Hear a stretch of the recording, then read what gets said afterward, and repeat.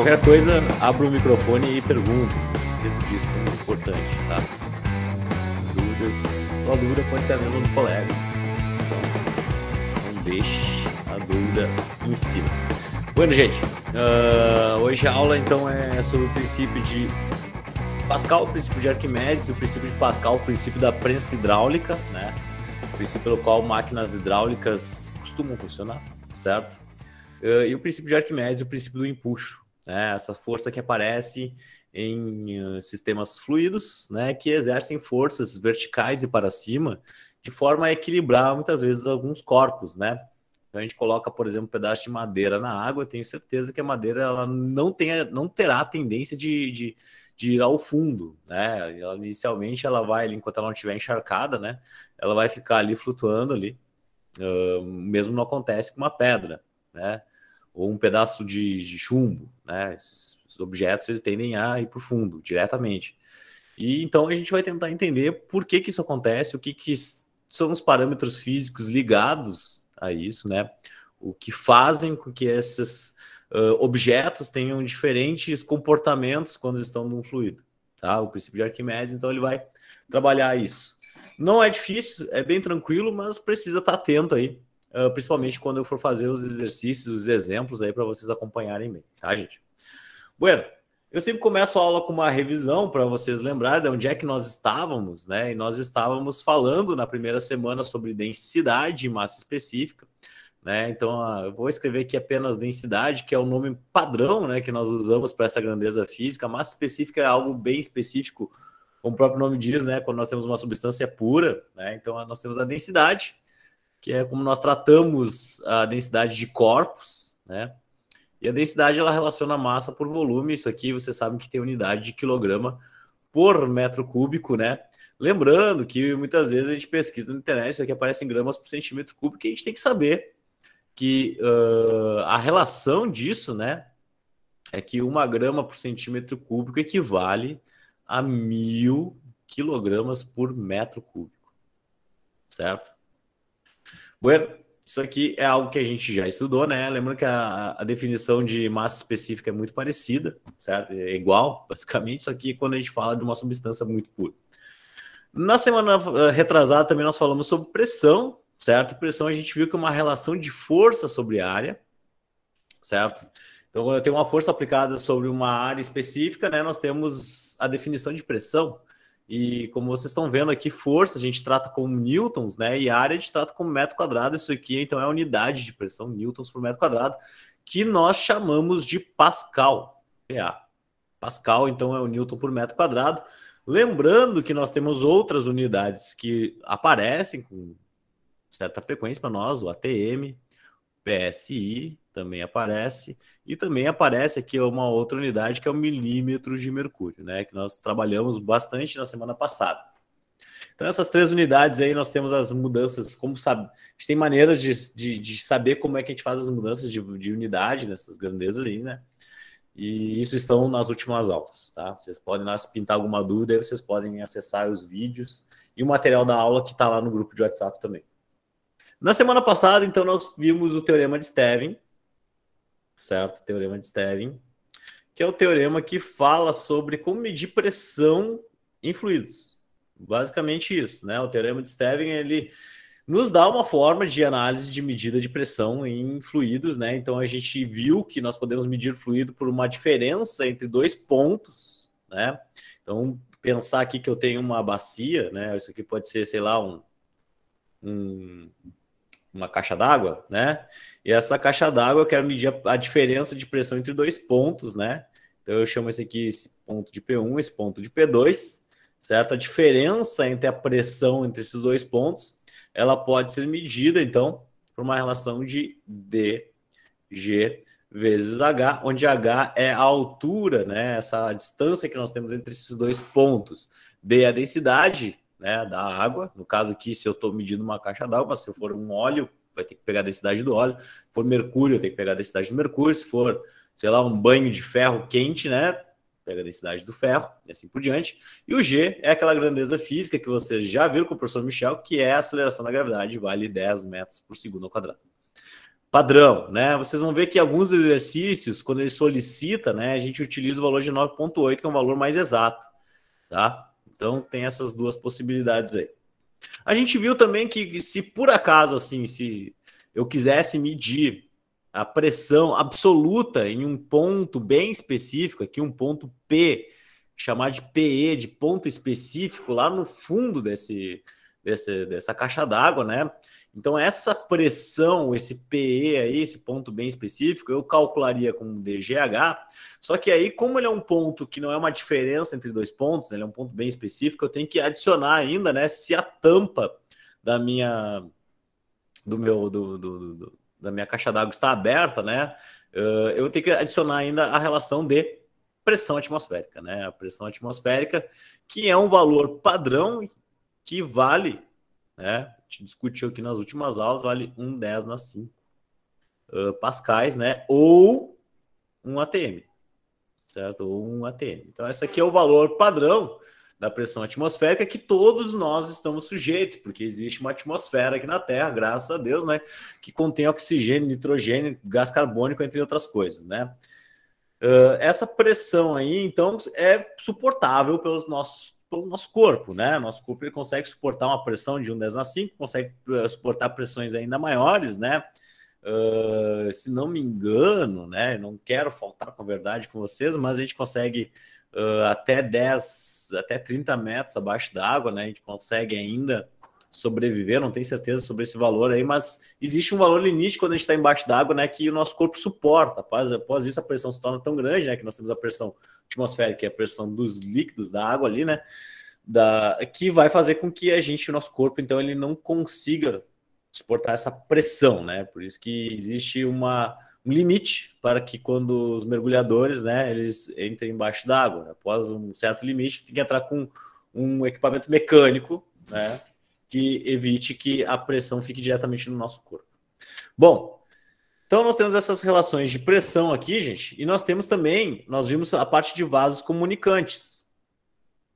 Os vasos comunicantes. Né? O que são os vasos comunicantes? São esses sistemas aqui, né, que eu dei uma aplicação deles para vocês na semana passada, né? Quando esse vaso ele possui apenas um líquido, os limites desse vaso aí de onde esses líquidos alcançam, né? Eles são iguais porque eles estão sob a mesma pressão. Mas quando eu ponho líquidos diferentes, né, como o líquido A, líquido B, né? O que eu sei é que a pressão dos dois lados tem que ser igual, mas como são líquidos de densidades diferentes, isso vai influenciar na altura que eles vão alcançar, né? Então a gente mostrou que a gente pode calcular isso aqui por uma relação de densidade vezes altura, que é igual a densidade de B vezes a altura de B, né? Então a gente pode obter informações de líquidos desconhecidos, né, através de vasos comunicantes como esse, fazendo pequenas medidas de altura dessas colunas, né? E sabendo a densidade de um dos líquidos. A outra pode ser desconhecida e eu saber, então, qual é essa substância que eu estou analisando ali, certo? Então, isso aqui é sobre vasos comunicantes. Vocês fizeram exercício, espero eu que vocês tenham feito, né? Se não fizeram, vão ter aí mais um prazinho, né? Até o SIGA ele retornar. Mas lembrem, né, que vai ter mais atividade hoje, então vai ser... Não deixem estourar uma bola de neve sobre isso. Bom, galera, a aula de hoje, então, ela é sobre o princípio de Pascal. Muito bem. Esse é o maior problema de que tem gatos em casa, né? Eles vêm e destroem tudo. Voltando. Então, olha só, gente. A aula de hoje, então, é sobre isso aqui, né? Sobre a prensa hidráulica. E, basicamente, né, nós temos... o princípio de Pascal, para entender o princípio da prensa hidráulica, né? O que nós temos que entender sobre esse sistema aqui? É um sistema, então, que ele tem um lado onde a área, né, de atuação aqui, onde eu posso aplicar uma força, ela é uma área pequena, e nós temos uma outra região, que é uma área que é maior. E o que nós vamos ter aqui? Então, no momento que eu aplicar uma força de menor intensidade, então, olha só, a força aqui, F1, certamente ela será uma força de menor intensidade do que F2, que vai ser aplicada aqui sobre este outro êmbolo que está esse carro, né? E a ideia é eu aumentar a relação de força, né? Isso é o sistema da pressão hidráulica, né? Eu aplico uma forcinha de um lado, isso aí gera uma grande força do outro lado. E por que que isso acontece, né? Como é que eu consigo isso? Primeira coisa, né? Eu preciso de uma substância fluida, certo? Eu preciso de um líquido fluido ali para fazer a distribuição de pressão. Essa é a grande ideia, né? Distribuição de pressão, porque a pressão, a força que eu aplicar sobre a área, força sobre a área, você sabe o que é, pressão, né? Então, força sobre a área que eu aplicar deste lado aqui vai gerar uma pressão, certo? Uma pressão 1 aqui, por exemplo, onde essa pressão 1 ela vai ser remetida a todos os pontos desse fluido e vai gerar uma outra pressão 2 aqui que tem a mesma intensidade da pressão 1. Porque a pressão aqui, pelo princípio de Pascal, diz que os acréscimos de pressão sofridos por um ponto de um líquido em equilíbrio são transmitidos integralmente a todos os pontos do líquido das paredes do recipiente que eu contém. O que isso significa, né? Esse português bonito? Significa que a pressão que eu aplico de um lado vai ser transmitida igualmente para o outro lado. Certo? As pressões são iguais, porque eu tenho um líquido fluido ali. Certo? E esse fluido ele distribui essa pressão de maneira igualitária em todos os pontos. Bom, beleza, né? Se as pressões são iguais, por que que há um acréscimo de força de um lado? Pela definição de pressão. Porque se eu sei que a pressão 1 é uma relação de força 1 que eu aplico de um lado sobre a área de atuação dessa força, percebam que a área é pequena e a força pode ser pequena também. E isso aqui vai ser distribuído numa força 2 sobre uma área 2. E isso aqui tem que ser uma igualdade, porque as pressões são iguais. Né? E essa relação de força sobre área é uma relação que vem lá da origem da definição da palavra pressão. Isso significa que eu tenho um sistema que consegue transmitir e aumentar a força que está atuando. Gente, olha só. Percebam que a área de atuação aqui é pequenininha, certo? A área de atuação é pequenininha. Porém, para eu elevar esse carro aqui, né, eu tenho que fazer uma grande diferença. Eu tenho que baixar bastante esse êmbolo, né? Isso porque existe uma outra relação que a gente vai ver que vai ter que ser mantida constante, né?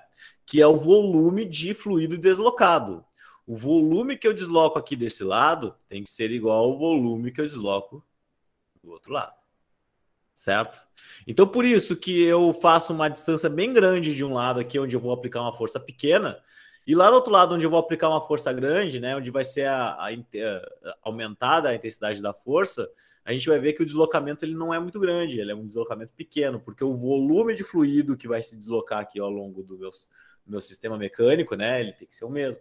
E se lá do outro lado eu tenho uma área grande, né, então possivelmente para volumes iguais, certo? Então o sistema ele tem que deslocar pouco verticalmente, certo? Então, ó, 3 coisas que a gente precisa entender da relação de Pascal. A relação de força sobre a área, tá ali, essa é a equação é a primeira equação que a gente vai ver, equação de Pascal, certo? As relações de pressão que são iguais em todos os pontos desse fluido, e as relações de volume deslocado, o volume que eu estou deslocando lá dentro do meu sistema mecânico, tem que ser igual também. Eu não vou produzir volume de fluido, nem retirar fluido, né? Então, o que eu deslocar de um lado vai ser realocado do outro lado igualmente, tá? Bueno, daí a gente pode construir uma outra equação em termos dos deslocamentos, desses deslocamentos que agora está bem nessa figura aqui, fica bem mais visual, né? Então, nessa figurinha aqui, a gente vê que esse deslocamento aqui ele vai ser deslocamento D1 bem grande, né? E isso vai produzir um deslocamento 2 menor, porque a área de atuação aqui é grande, certo? Isso porque, como a gente viu, os volumes têm que ser iguais, né? Os volumes deslocados do lado 1 e do lado 2, certo? E o que é volume? Se a gente for lembrar, uma maneira da gente escrever o volume de qualquer coisa é pegar a área e dividir... desculpa, gente. É pegar o... se eu quiser descrever o deslocamento de alguma coisa, né? Ou a área de alguma coisa, eu vou botar em termos do deslocamento aqui. Não vou escrever D, porque D lembra densidade, né? Vou escrever aqui como sendo um X, tá? X vai ser para nós um deslocamento. Vou escrever aqui. Para vocês não confundirem, nem eu confundir. Porque D é densidade, né? Mais um D aqui, ficaria difícil a coisa para nós. Então, ó, o X para nós vai ser o deslocamento, tá? O deslocamento desse sistema mecânico que nós temos aqui, essa prensa hidráulica, né? Então, olha só, para eu ter um deslocamento vertical, vou botar aqui o deslocamento vertical, né? Que é o que nós estamos analisando nessa máquina. Isso significa que eu tenho que ter uma relação de dimensão, né? Uma relação de dimensão entre o volume e a área, certo? Se eu dividir volume, que é metro cúbico, por área, que é metro quadrado, isso aqui vai me gerar metro, que é um deslocamento, é um comprimento, né? Metro. Beleza, né? Então a gente sabe disso, a gente sabe então dessa relação, certo? Que para obter o deslocamento tem que dividir volume por área. E aí eu vou relembrar da minha equação de Pascal, né? A equação de Pascal diz o seguinte, que força sobre área 1 é igual a força 2 sobre área 2. E aí eu vou usar a matemática, que é uma grande ferramenta minha, né? E vou substituir esse A, que é a área, para obter uma relação de deslocamento. Olha só o que eu vou fazer, olha o truque, gente. Não é um truque de mágica, é um truque matemático, né? Que é algo provado. Então, olha só. Se eu quero escrever algo para substituir aquela área, eu posso pegar essa área, né, e escrever ela como sendo o volume e passar esse X aqui para baixo. X, então, que é o meu deslocamento, certo? Então, volume é metro cúbico sobre um comprimento, que é metro, então isso aqui gera metro quadrado e eu continuo tendo área. Não modifiquei em nada aqui, né? Eu só transladei esses dois termos aqui. A única coisa que eu fiz e a matemática me permite isso. O que eu vou fazer? Eu vou pegar essa nova definição de área aqui que eu tenho e vou jogar na minha equação de Pascal, né? Então vai ficar assim, olha só. Vai ficar força 1 sobre área 1. O que vai ser a minha área 1? O volume 1 deslocado sobre o comprimento deslocado aqui, 1. Né? Eu vou chamar de X1 aqui, tá, gente? X1, para vocês não confundirem. E aqui eu vou chamar de X2. Beleza? Que é essas distâncias aí. Bom, vou fazer o mesmo para o outro lado. Vai ficar F2, que é igual ao volume 2, sobre X2, certo? Percebam que eu tenho uma fração da fração, né? Lá na matemática do ensino fundamental, para quem não lembra, né? A gente trabalhava com esses ferramentas matemáticas, né? E quando a gente tem a divisão da divisão, a gente faz o seguinte, né? Vou tentar mostrar para vocês aqui o que a gente faria. É como se eu tivesse que x sobre 1 sobre y, né? E aí, o que eu faço? Eu posso pegar, então, escrever x, e este termo aqui de baixo, eu passo ele lá para cima, invertendo a sua posição. Então, fica assim, ó, y sobre 1. Eu inverto ele, aquele 1 sobre y, ele vira y sobre 1, eu posso colocar ele lá em cima do ladinho do x. Então, isso aí é uma propriedade que eu posso usar aqui, ó, quando eu tenho uma divisão da divisão. E eu vou usar aqui, percebam, né? Vai ficar F1 vezes, olha só, x1 sobre o volume 1, que é igual a F2 x2 sobre o volume 2. Então, usei a ferramenta matemática e melhorei a minha equação. Ela está num formato agora mais agradável, né? E ela vai ficar mais agradável ainda quando eu lembrar que os volumes deslocados, tanto no lado 1 como no lado 2, são iguais. E eu tenho volume 1 de um lado, volume 2 do outro lado, e são iguais. Então, eu posso muito bem aqui fazer um cortar fora, porque são valores iguais, né? E, por fim, então, obtendo a equação que é em termos dos deslocamentos verticais dessas máquinas, dessas prensas hidráulicas, né? Então, olha só, uma relação de força vezes os meus deslocamentos verticais. Então, F1x1, F2x2, como vocês estão vendo aqui. Então, eu tenho duas equações para utilizar em máquinas, em prensas hidráulicas. Eu tenho essa equação que é em termos dos deslocamentos, né? E eu tenho uma outra equação que é em termos das áreas, dos êmbolos que podem se deslocar, né? Onde eu vou colocar ali o meu carro, onde eu vou aplicar a força, né? Então, esses valores de área aí que nós temos. Bom, aqui nós temos exemplos, né, de sistemas hidráulicos, né, que usam o princípio de Pascal. Nós temos aqui macaco hidráulico, né, que já estava sendo falado para vocês aqui, né, deslocamento de ar. Então aqui nós temos um sisteminha que eu vou girar, eu vou aplicar uma força pequena, eu vou conseguir erguer um carro de 1 tonelada, por exemplo, né. O sistema de freio, né, que usa um sistema também hidráulico, como vocês estão vendo aqui, tá? Ele é um pouquinho mais complexo, mas a ideia é a mesma, né? Eu aplico uma pequena força ali no meu pedal e isso transmite uma grande força nas rodas. Porque eu preciso frear rodas que estão a 120 por hora, 100 por hora, né? Imagina a força que eu tenho que colocar nessas rodas para conseguir frear. Não vai ser a força do meu pé, né? Então, por isso que eu preciso de um sistema de transmissão de aumento de força, de ganho de força. Por isso eu construo um sistema hidráulico como esse. Beleza? Bom, vamos fazer alguns exemplos aqui, gente. Para vocês entenderem como é que nós aplicamos isso, né? Como é que nós aplicamos o sistema do princípio de Pascal. Bom, nós temos então aqui um elevador hidráulico, né? O elevador hidráulico de um posto de automóveis é acionado mediante um cilindro de área de 3 vezes 10 na menos 5 metros quadrados. Gente, um elevador hidráulico é um macaco hidráulico, tá? É a mesma coisa. Então, nós temos aqui um sistema hidráulico, só que eles têm diferentes áreas, como vocês estão vendo aqui. Porque num dos lados eu tenho que colocar um carro e esse aqui eu vou acionar, eu vou aplicar a força aqui, certo? Eu aplico a força que é transmitido por uma força bem maior nesse outro lado aqui, tá? Eu tenho um automóvel que tem uma massa que eu vou colocar aqui, certo? A massa dele é de 3 vezes 10 na 3 quilogramas. E esse cara aqui, olha só, vou botar em vermelho, ele tem uma área, é dada ali aquela área dele, de 3 vezes 10 na menos 5 metros quadrados. Beleza, eu quero erguer um negócio de 3 vezes 10 na 3 quilogramas, né? E aqui diz que este êmbolo onde está esse carro, ele tem uma área de 6 vezes 10 na menos 3. 6 vezes 10 na menos 3 metros quadrados. Então essas são as áreas. Percebam que as unidades estão ok. E o G é dado. O G é dado a 10 metros por segundo quadrado. Por que eu estou dando o G? Porque olha só, gente. A força F2, que vai ser a força utilizada para erguer o automóvel, ela tem que vencer a força peso desse automóvel. Então, a força mínima que vai começar a movimentar o sistema é a força que é equivalente à força peso do automóvel. E a gente sabe calcular a força peso, né? Então, a força F2, ela tem que ser, no mínimo, maior do que essa força aqui, peso do meu automóvel. E força peso a gente calcula como sendo massa vezes G. Massa vezes gravidade, né? Então, minha força-peso, ela é os 3 vezes 10 na 3, que é 3.000 quilos, né? Pesadinho esse carro aqui, vezes G. Isso aqui vai dar, que é 10, né? Isso aqui vai dar 3 vezes 10 na 4 newtons de força que eu vou ter que superar. Perceba que não é mais quilogramas, né? Isso aqui é força, agora porque eu multipliquei pela gravidade.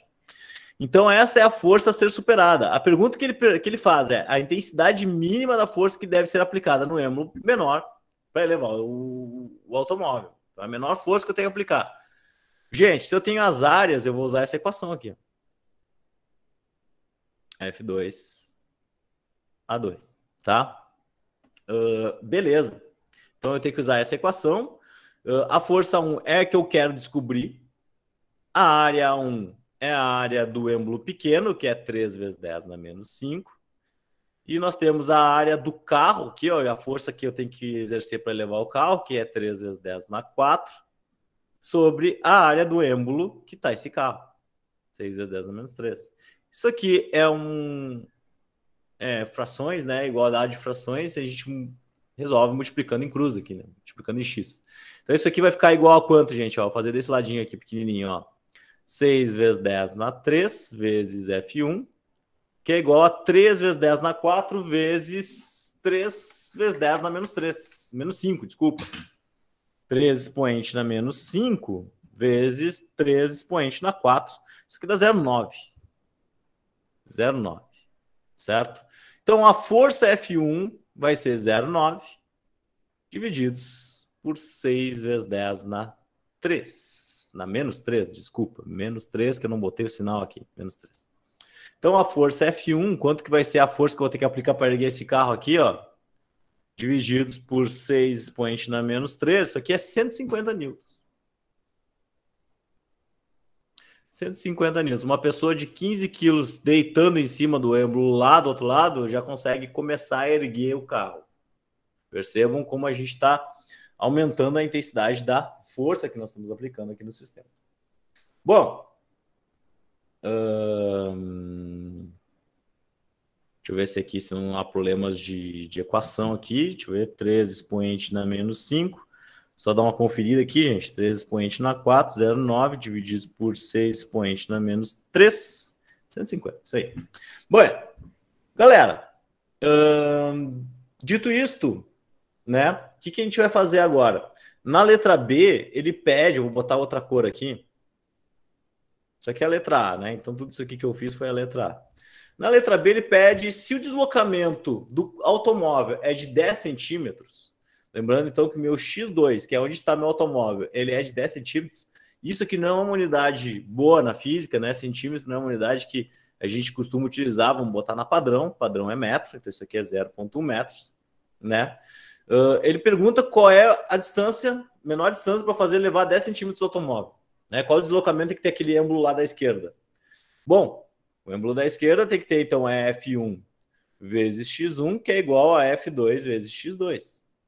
Certo? Então, F1, que eu vi, é 150 newtons que eu tenho que aplicar de força para esse negócio começar a mexer. X1 é o deslocamento desse êmbolo.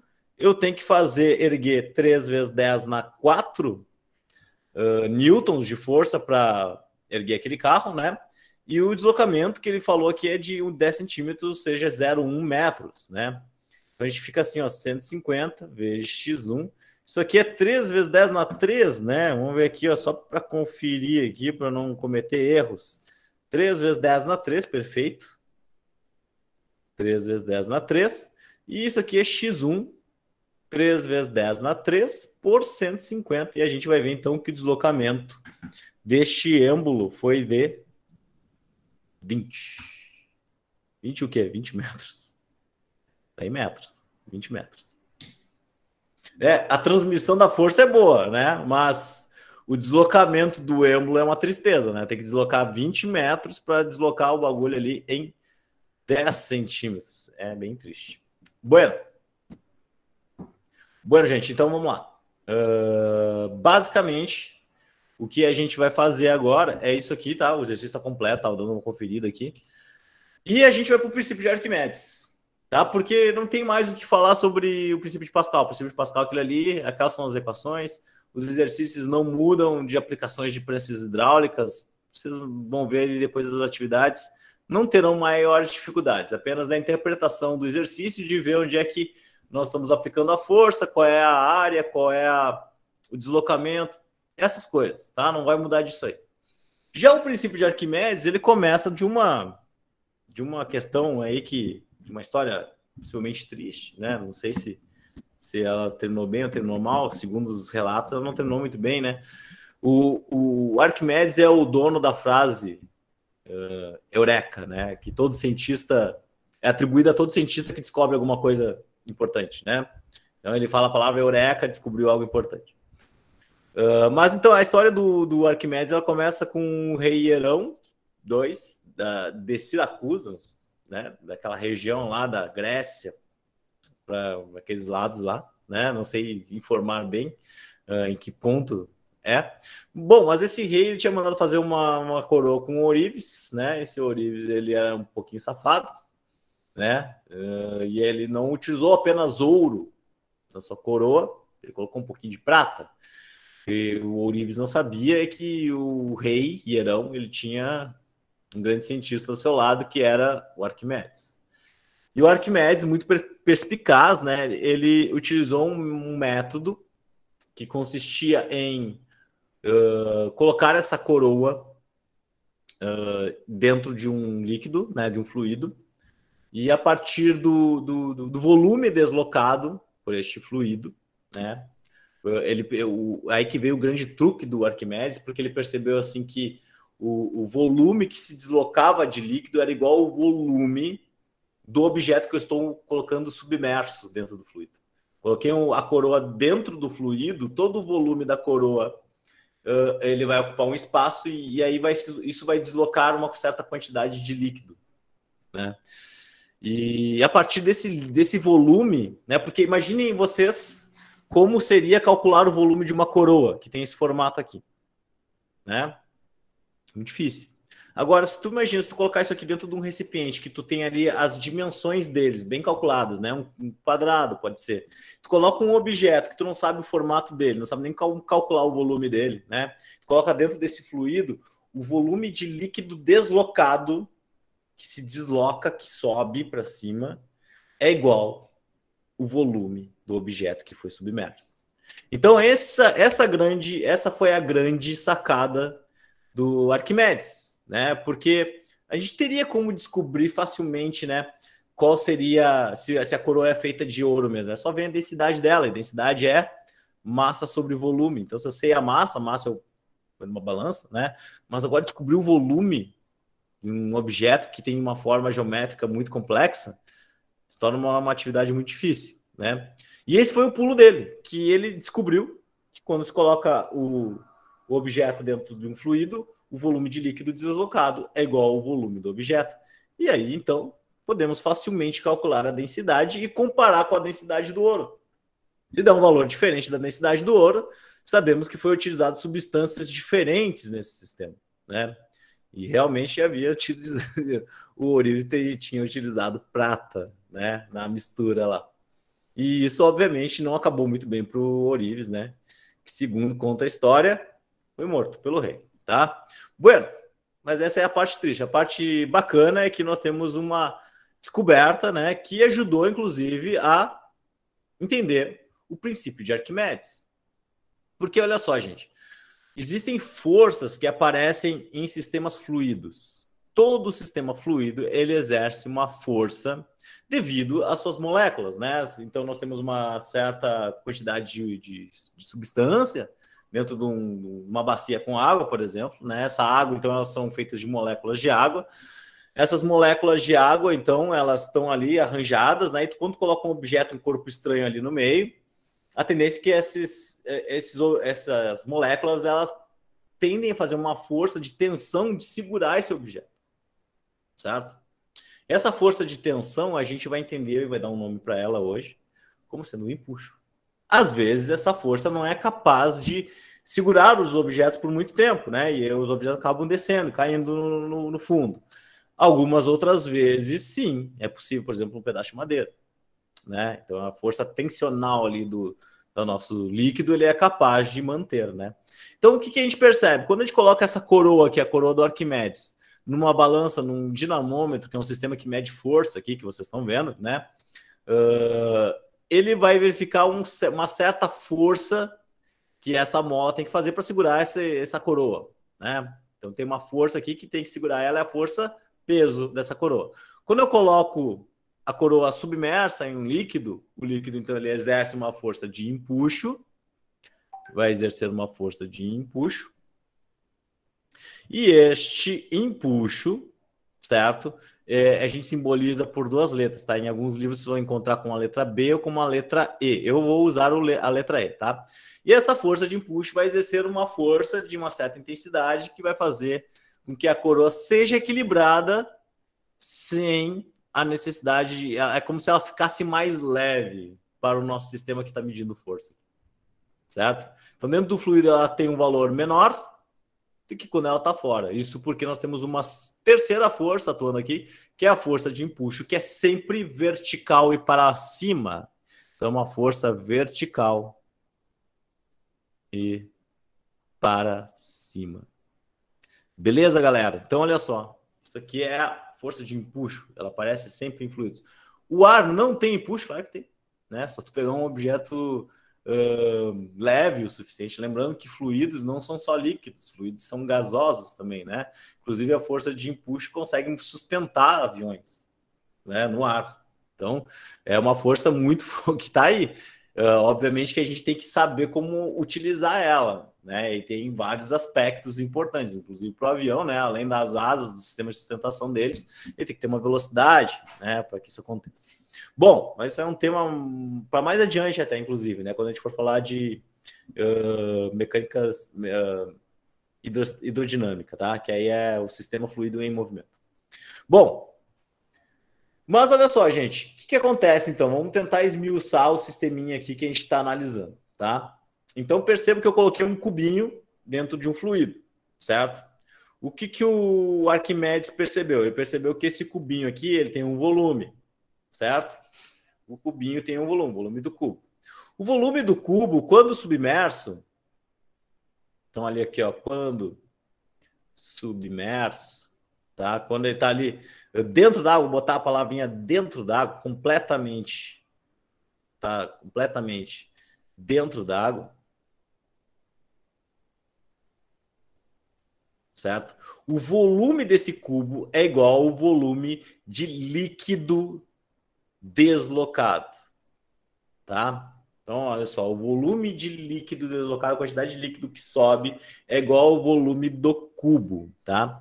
E aí, o que o Arquimedes percebeu, né? Ele percebeu que essa força de empuxo aqui, quando esse cubo está em equilíbrio dentro da água, né? Então tem objetos que tu submerge eles e eles ficam ali em equilíbrio, né? Eles nem vão para baixo, nem vão para cima, nem ficam boiando em cima, eles ficam ali no meio, certo? Isso significa que a força-peso deles é igual à força de empuxo. O empuxo, ele conseguiu equilibrar a força-peso que existe ali. Bom, como a gente sabe que a força-peso ela é medida como sendo massa vezes gravidade. Então, a gente poderia dizer que nessa situação, o empuxo seria igual a massa vezes gravidade. Mas essa informação de massa, muitas vezes, não é uma informação muito boa para a gente descrever o empuxo. Então, eu vou pegar lá o conceito de densidade, que é um conceito que é mais presente quando a gente está falando de fluidos, e substituir nessa forma para a gente ter uma equação para o nosso empuxo, né? Então, olha só, a densidade de qualquer sistema é massa sobre volume. Se eu quero descobrir algo que esteja em termos da massa, eu posso passar esse volume multiplicando a densidade. Então, isso aqui fica volume vezes densidade. Só que quem é esse volume? Esse volume é o volume de líquido que está sendo deslocado para a gente analisar o empuxo, porque o empuxo ele existe no líquido, o líquido que exerce essa força, certo? Então eu vou chamar que nesse sisteminha para descrever o meu empuxo como sendo o volume de líquido que desloca. E a densidade é a densidade do líquido também, não é a densidade do objeto, é a densidade do líquido. Então ó, meu empuxo ele fica com uma relação de volume de líquido deslocado vezes a densidade de líquido vezes G, certo? E isso aqui é a minha definição de empuxo. Então, o VL é volume, vou escrever aqui, ó, volume de líquido, líquido deslocado. E D de L é densidade do líquido. Densidade do líquido. Ah, professor, mas eu quero calcular o empuxo de um objeto que ele não está completamente submerso, ele ficou metade aqui, ó, para dentro da água e a outra metade ficou para fora da água. O que eu faço para calcular o empuxo que está aqui acontecendo? Para calcular o empuxo numa situação dessas, tu tem que saber o volume de líquido deslocado daquela parte que está submersa. Essa parte que não está submersa, ela não está deslocando líquido. Então, ela não vai na conta do empuxo, ela não vai ser utilizada na conta do empuxo. O que é na conta do empuxo é apenas o volume de líquido que está deslocado. A densidade segue sendo a densidade do líquido e o G é o G. É o padrão, tá? Então, de posse disso, pessoal, o empuxo, né, é uma força, só para a gente ter aqui, ó, a unidade dessa criança aqui é o Newton, né? Vocês sabem disso. Força é Newton, tá? Então, a unidade de empuxo, por ser força, é Newton, tá? Beleza, galera? Uma dúvida? Se não tivermos dúvida, eu vou partir para os exercícios. Se não temos nada, seguimos baile aqui. Vamos calcular aqui, ó. Vamos ver o que deu de ruim lá, né? No sisteminha do Arquimedes, lá no experimento do Arquimedes, que deu de ruim para o Orives, né? Então, olha só, de acordo com a tradição, Arquimedes foi convidado a determinar se a coroa era feita para o rei, consistiria em ouro puro, né? Do segundo a lenda ficou bem ruim ali, né? A segundo a lenda, né? Vou escrever aqui bonitinho, né, gente? Quando a gente pode corrigir, a gente vai corrigir. Segundo a lenda, ele resolveu este problema, né? Esse problema pesando a coroa primeiro no ar, depois na água. Então, aquela figurinha que eu mostrei antes para vocês, né? Suponha que a leitura na balança seja de 7,884 quando a coroa estava no ar e 6,84 quando ela estava na água. Então, olha só. O peso no ar, certo? O peso no ar é 7,84. Isso aqui é peso mesmo, gente. É força-peso, né? Peso na água, isso aqui vale 6,84. Então, o peso na água, botar PA de água, não confundo com PA de ar, tá? É PA de água, 6,84 newtons. Percebam que nós temos a seguinte situação, né, gente? Olha só. Quem que está medindo isso aqui? Quem está medindo aqui, lembrar a figurinha, ó, a figurinha é um cabo que está tracionado, né? Então, nós temos uma força de tração que está sendo exercida por aquele equipamento que mede força. Bom, então nós temos uma tração que está medindo a força, né? Nós temos uma força-peso do sistema que está para baixo. Só que quando o sistema vai para dentro da água, né? Quando ele vai para dentro da água, nós temos que um empuxo que empurra ele para cima também. Então, olha só. E esse sistema, assim, dessa forma, ele fica em equilíbrio. Se a gente lembrar, isso aqui é a primeira lei de Newton, né? Quando o sistema está em equilíbrio. Primeira lei de Newton, o sistema está em equilíbrio, a gente soma todas as forças, né?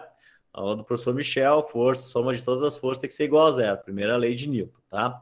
Então, o que eu estou fazendo aqui? Eu estou somando todas as forças envolvidas, a tração que está empurrando, força-peso que está para baixo, por isso que ela está negativa, e o empuxo que age sempre vertical para cima, por isso que ele está positivo também. Bom, beleza, né, gente? Então, a gente percebe que o empuxo, se for escrever um empuxo aqui, né, ele vai ser a força... ele pode ser obtido, né, por uma relação de força-peso menos tração, certo? Força-peso menos a força-peso do sistema menos tração. O que a gente percebe, tá? Quando nós temos a situação do empuxo, é que quando o sistema está no ar, apenas no ar, né, ele vale 7,84 o peso real do meu sistema. Então, o peso da coroa é 7,84. Vamos escrever aqui, ó, 7,84, que é o peso real desse sistema. E nós temos a tração quando ele está mergulhado na água, porque quando aparece o empuxo tem que estar o fluido, né? E é marcado ali no sisteminha 6,84. Então, essa aqui é a força de tração que vai ser suficiente para erguer esse sistema. O que a gente percebe? Que a diferença entre essas duas forças aqui é a minha força de empuxo. Então, eu tenho 7,84 menos 6,84. Isso aqui dá 1 newton, né? Não sei porque eu fiz essa conta, mas podia ter feito de cabeça. Isso aqui é 1 newton de força, né? Força de empuxo, que está envolvida nesse fluido, tá? E é a água. Nós estamos usando água. Beleza. O que nós vamos fazer? Tá? Nós vamos pegar, então, este 1 newton de força. Sabemos o valor de G e vamos ver quanto de volume é deslocado numa situação dessas, para termos 1 newton de força de empuxo com água, né? A gente sabe que a densidade da água vale 1,10 na 3 kg por metro cúbico, vou usar a unidade padrão, né? O G vale... Vamos botar um G aqui mais bonito, né, gente? Vamos botar um G de 9,8 metros por segundo quadrado, para dar um valor bem exato, para realmente ver se o Urives fez a coisa errada, né? E o volume de líquido é o que eu quero descobrir, né? Quero saber quanto volume de líquido eu tenho deslocado aqui. Bom, beleza. Então, olha só, gente. O meu empuxo de 1 newton, vezes, lembrando que a equação do empuxo é volume deslocado, densidade do líquido, vezes G, certo? Isso aqui é o meu empuxo. Então, eu tenho 1,10 na 3, vezes 9,8, vezes o volume de líquido deslocado, que eu quero descobrir, né? Então, como é que fica essa continha aqui, ó? Eu fico com o volume de líquido deslocado, vai ser esse 1, que está do outro lado da igualdade, dividido pela multiplicação de 1,10 na 3 vezes 9,8 10 na 3. Isso aqui dá 9,8 10 na 3, já estava dando a resposta, né? E isso aqui vai dar 1 dividido por 9,8, então, ó, expoente na 3, isso aqui dá um valor de 102,04. 102,04 vezes 10 na menos 6. Na menos 6 quilogramas. Opa, quilogramas não, metros cúbicos. Tá? Metros cúbicos. Que é volume de líquido deslocado, né? Dentro da unidade padrão. Bom, beleza, né? Que informação isso me dá? O que a gente precisa saber para ver se era ouro mesmo? Para ver se era ouro, eu preciso saber a densidade, porque a densidade é específica de cada substância. Cada substância tem uma densidade, né? Tem uma massa específica. E densidade é massa sobre volume. Bom, beleza, descobrimos o volume que foi deslocado de líquido, né? E a massa? Como é que a gente vai saber a massa? É muito simples, gente. a massa a gente pode pegar pela equação da força peso no ar, porque a força peso no ar é massa vezes G, certo? Então, se eu tenho 7,84, que é igual a massa vezes 9,8, eu sei que minha massa dessa coroa vale 7,84 divididos por 9,8. Isso aqui dá 800 gramas, ainda bem, né? Que é bem levinha essa. 0,8 quilogramas, né? 800 gramas de coroa, né? Em cima da cabeça não é bom ser maior que 1 quilo, né? Então, olha só. Deixa eu dar uma conferida na conta aqui, gente. Isso aí mesmo, tá? Beleza, descobrimos a massa do objeto. Então, agora, pronto. Vamos descobrir a densidade. E a densidade vai ser esse 0,8 divididos por 102,04 vezes 10 na menos 6. Então, qual é a densidade dessa coroa que foi medida aí?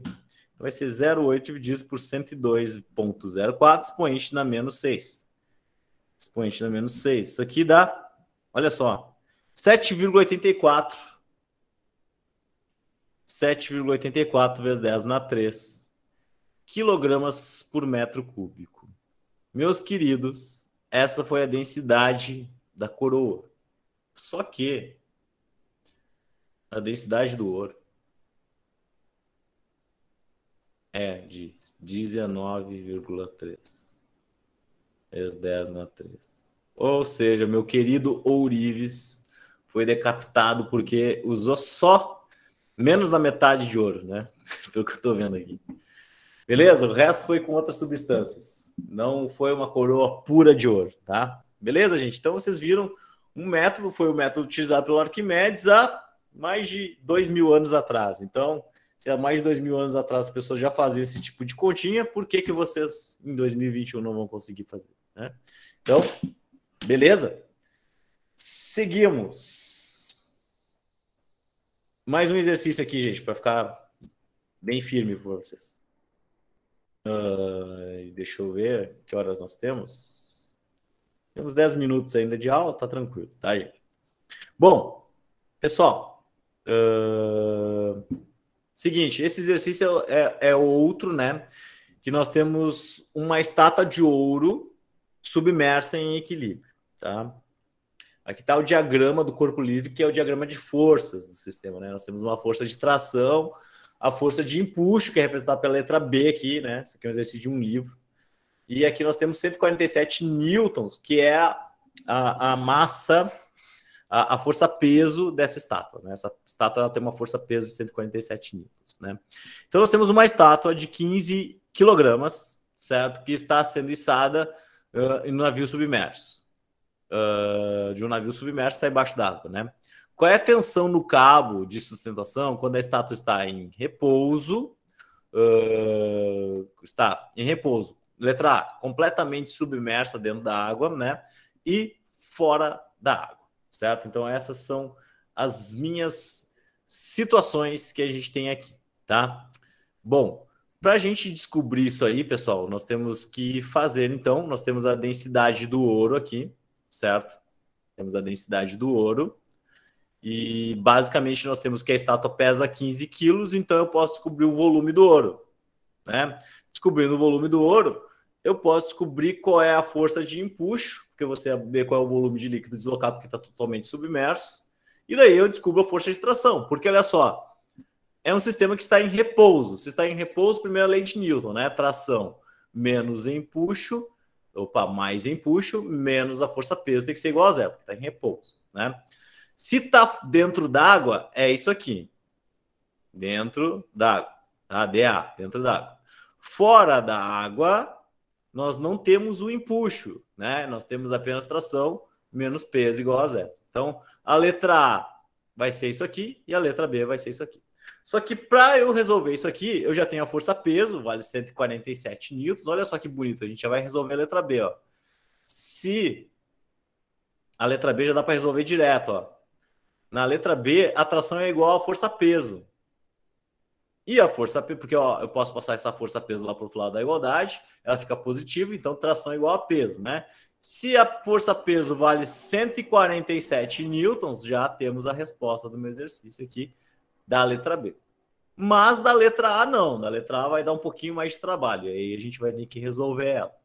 Bom, para resolver essa letra A, como eu disse para vocês, eu preciso do empuxo. O empuxo envolve volume de líquido deslocado, densidade do líquido e gravidade. Isso é que envolve o empuxo, certo?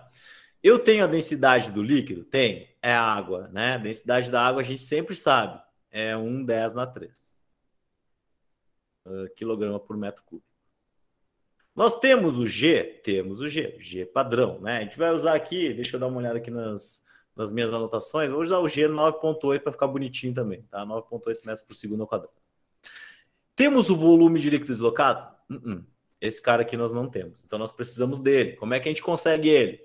Pela análise da densidade do ouro. Isso aqui é uma estátua de ouro, então eu sei que e se ela é puramente de ouro, eu sei que densidade é igual a massa sobre volume, então o meu volume de líquido vai ser massa sobre densidade. Se a minha massa vale 15 quilogramas, e a densidade do ouro é essa aqui, de 19,3 vezes 10⁻³, eu sei quanto que eu estarei deslocando de líquido se estiver totalmente submerso. Vai ser 15 divididos por 19,3 expoente na 3. E isso aqui, gente, dá um valor de 777,2 vezes 10⁻⁶ metros cúbicos. Tá? Eu vou tentar aqui ajustar as coisas para caber nessa folha aqui, tá, gente? Deixa eu botar aqui um separadinho. Bom, descobri o volume de líquido deslocado. Então, agora eu posso descobrir o empuxo. O meu empuxo vai ser 772, que é o volume de líquido deslocado, vezes 10⁻⁶, vezes a densidade da água, 1/10⁻³ que isso aqui está na água, vezes 9,8. Olha lá, tá, gente? 777,2 vezes 10⁻⁶, vezes 1, vezes 10⁻⁵, que é a água, vezes 9,8. Quanto que deu meu empuxo aqui? Meu empuxo deu 772,2 expoente na -6, vezes 1 expoente na 3, vezes 9,8. Isso aqui dá 7,61 newtons. Então, esse é o valor da força de empuxo. Então, meus caros, para resolver esse exercício que fala sobre a tração na letra A, qual é a tração no cabo, né? Quando está totalmente submerso, a tração ela vai ser tração mais o empuxo, que vale 7,61, menos a força-peso, que é 147, porque o exercício já dizia, e isso aqui vai ser igual a zero. Então, olha só, 147 menos 7,61, isso aqui dá 139,39, isso aqui é 139,4, né? Então, isso aqui vai ser a tração no cabo, 139,4 newtons de força no cabo quando está totalmente submerso. Dentro da água. Fora da água fica mais pesado, 147 newtons, tá? Porque aí nós não temos a força de empuxo ajudando a empurrar essa estátua para cima. Beleza, gente? Dito isto, tá? Vamos para mais um exercício. Esse exercício aqui é mais simples, tá, gente? É mais direto. Ele parece ser mais complicado, mas ele é mais simples, tá? Eu digo para vocês. E é o último exercício, depois eu vou mostrar para vocês as atividades. Nós finalizamos por hoje, tá?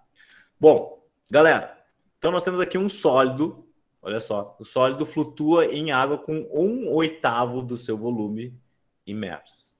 Esse aqui é um exercício que vai atiçar mais a lógica de vocês. Vamos ver como é que vocês estão em lógica.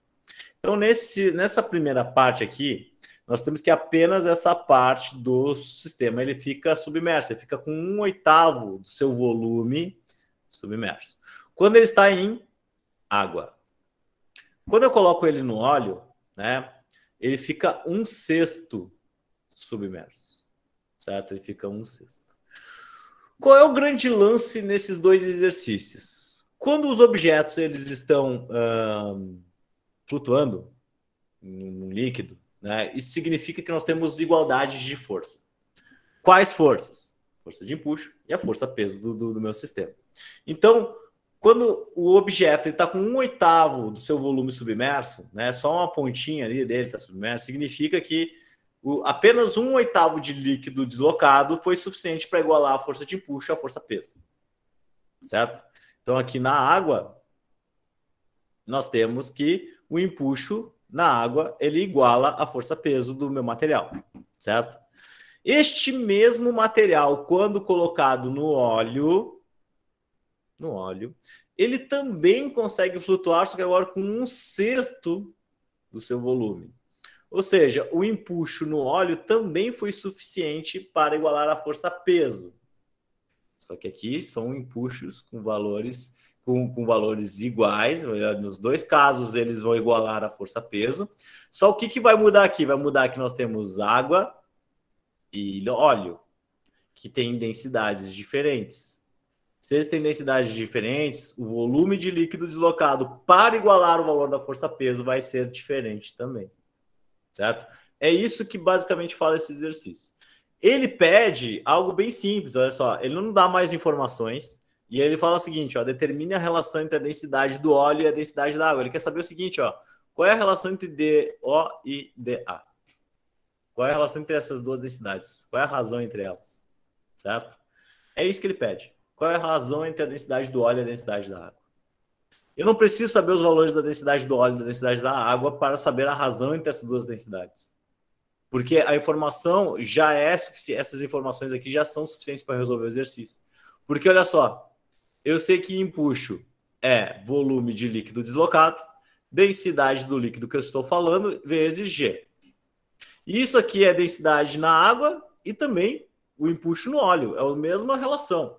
O que vai mudar é quem é a densidade ali e quem é o volume deslocado. Tá? O G é o mesmo nos dois casos, por exemplo. Então, olha só. Como nos dois casos o empuxo é igual ao peso, então significa que o empuxo na água é igual ao empuxo no óleo. Certo? Porque esses empuxos aqui foram suficientes para igualar a força-peso.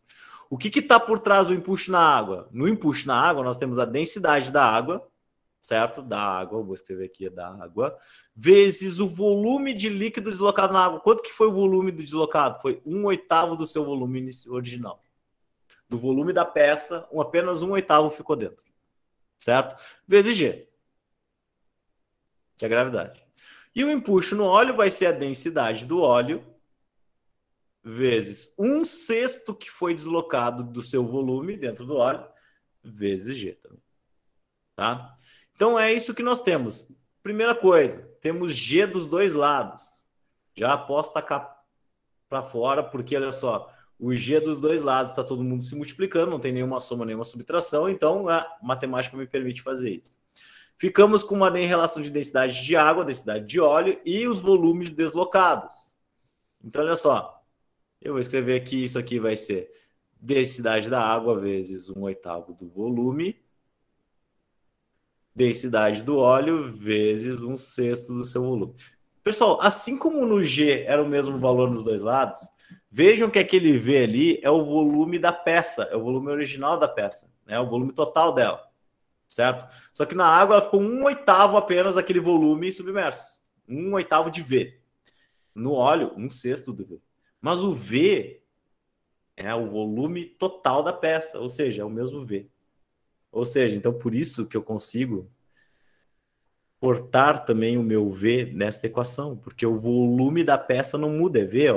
O volume da peça não muda. O que mudou foi o quanto que ele entrou para dentro da água, certo? E entrou para dentro da água aqui 1/8 e no outro lado 1/6. Então o que ficou? Ficou assim, ó.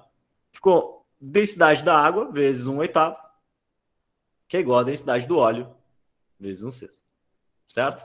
O que eu quero? Razão de densidade do óleo sobre densidade da água. Então eu posso passar a densidade da água dividindo lá para o outro lado, que está todo mundo multiplicando, e esse 1/6 eu posso passar lá para cima, para o outro lado da igualdade. Fica assim, ó. Densidade do óleo sobre densidade da água, porque eu passei a água dividindo, vai ficar embaixo do DO, né? Nós temos 1/8 aqui, que ficou do outro lado, e este 1/6, como o 6 está dividindo, quando ele passa para o outro lado, ele passa multiplicando em cima. Então a gente fica com densidade do óleo sobre densidade da água igual a 6/8. Então densidade do óleo sobre densidade... Aqui ficou apertado para mim. Vou botar aqui em cima, tá? Ó. Densidade do óleo sobre densidade da água vai ser 6/8. 6/8 é 0,75.